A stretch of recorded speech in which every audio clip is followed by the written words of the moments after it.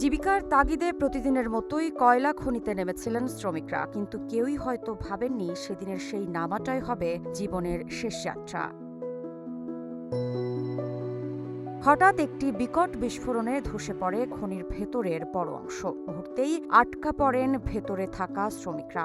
এরপর শুরু হয় দীর্ঘ উদ্ধার অভিযান। উদ্ধারকারী কর্মকর্তারা জানিয়েছেন, এখন পর্যন্ত ৩২ জনের মরদেহ উদ্ধার করা হয়েছে। আরও ২ শ্রমিকের মরদেহ উদ্ধারের চেষ্টা চলছে। বিস্ফোরণের সময় খনির ভেতর মোট ৩৬ জন শ্রমিক কাজ করছিলেন।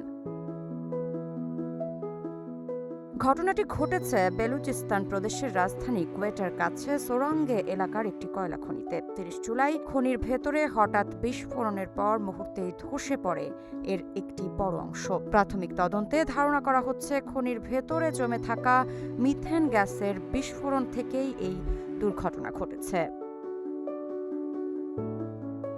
ঘটনার পর খনির বাইরে স্বজনদের অপেক্ষা, অ্যাম্বুলেন্সের সারি আর একের পর এক মরদেহ বের করে আনার দৃশ্য ভারী করে তোলে পুরো পরিবেশ।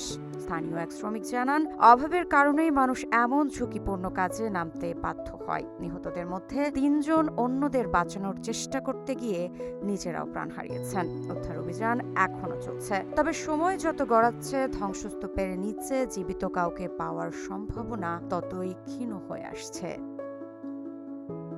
ঋত্বিকা সিনহা বিশ্বাস, গ্রিন টিভি ডিজিটাল।